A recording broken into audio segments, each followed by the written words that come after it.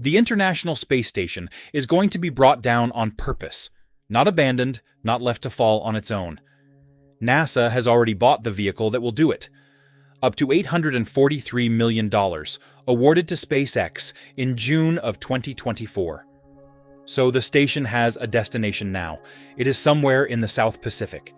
The exact coordinates have not been published. Right now, 400 kilometers above you, the lights are on. Someone is working. Someone else is probably asleep. That has been true every single day since November of 2000. Not one day without a person in orbit. 25 years. The station weighs about 420 tons. Its main truss is longer than a football field. It crosses the sky about 16 times a day at 28,000 kilometers an hour. Those are the numbers. They are not what makes it hard to lose. Inside, it does not read as a spacecraft. It reads as rooms. There are handrails on every surface because there is no floor. Cables run along the walls in bundles, labeled in 2 languages. There is a window that faces Earth, and a camera almost always pointed through it. People have eaten there, argued there, fixed things there, slept badly there.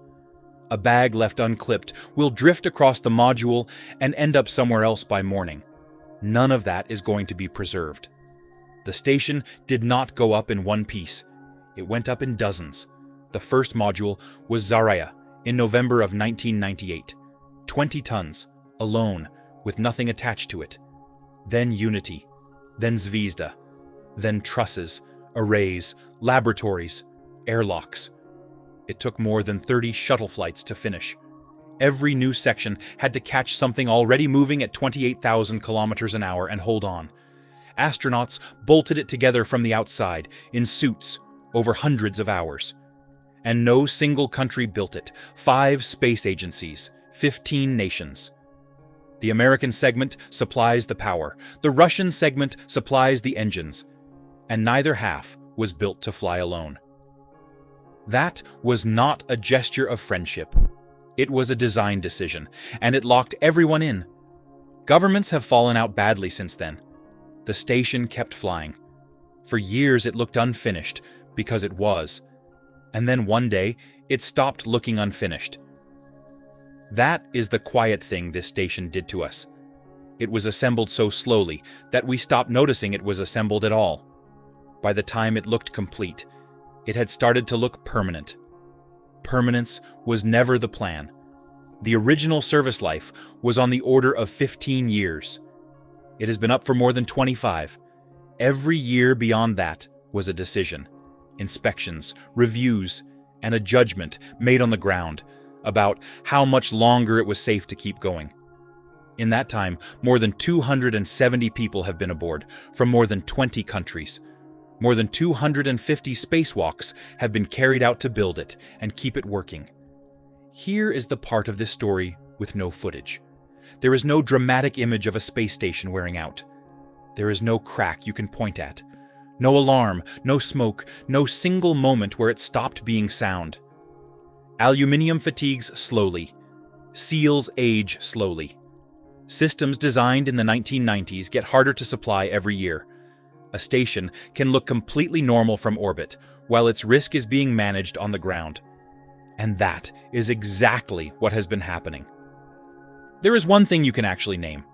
In the Russian segment, in a short tunnel between a module and a docking port, there is a leak. Air has been escaping through it since 2019. In 2024, it got faster. Crews have sealed it, patched it, sealed it again. The rate came down. It did not stop. NASA's own safety panel lists it among the most serious risks on the station. That is the closest thing to a visible reason, and it is a slow leak in a corridor most people will never see a photograph of, which means there is no image that explains the decision. The only pictures we have are pictures of a place still being used. Crews still arriving, experiments still running, Earth still moving past the window. That is what makes the ending hard to see coming. Nothing about it looks like an ending. This is not a rescue mission. Nobody is trying to save the station. NASA is paying to end it, deliberately, while it still works. That is the part most people miss. Leaving it up there is not an option. Orbits decay. 420 tons coming down uncontrolled would not all burn away, and nobody can choose where the rest lands. Raising it does not solve anything either. A higher orbit is still an aging station, just further away and harder to reach. And the vehicles already going there cannot do it. Russian Progress freighters push the station back up a few times a year, because the thin atmosphere at 400 kilometers is always dragging it down. That is a nudge. Bringing 420 tons down on a chosen line is not a nudge. It needs a long, controlled burn, and it needs to hold the whole structure steady through all of it. And it needs enough margin that a single failure does not turn a plan into an accident. No spacecraft currently flying is built for that. So NASA ordered one built for a job it will only ever do once. It is called the U.S. Deorbit Vehicle. It will dock with the station, and it will push. It is based on the Dragon that has been flying crews and cargo up there for years. But Dragon comes back. This one does not. It goes down with the station it was built to end. And when that happens, the pictures will be the strange part. The final images of the station may look almost identical to the images that made it feel permanent. The arrays will still catch sunlight. The modules will still sit together, white against black. Earth will still be moving underneath. Nothing on the outside will show that the schedule has already been signed. The descent is meant to be slow and controlled. The station will be walked down in stages, its orbit lowered until the atmosphere can finish it. The target is a stretch of water called the South Pacific Ocean Uninhabited Area. It is the farthest you can get from land without leaving the planet. The nearest people are often the ones on board the station itself, passing overhead. It is already a graveyard. Hundreds of spacecraft have been aimed at that water because there was nowhere safer to put them. Cargo ships, fuel tanks, satellites, a Russian station's worth of hardware. None of it is marked. None of it is recoverable. The ocean there is around 4 kilometers deep, and nobody goes to look. Most of it will burn. What does not burn is meant to reach that water.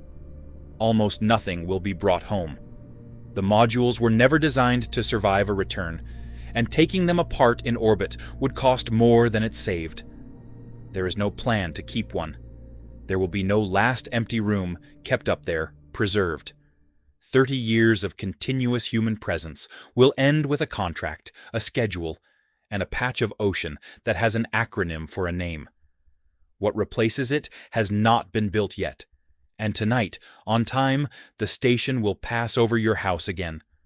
Lights on,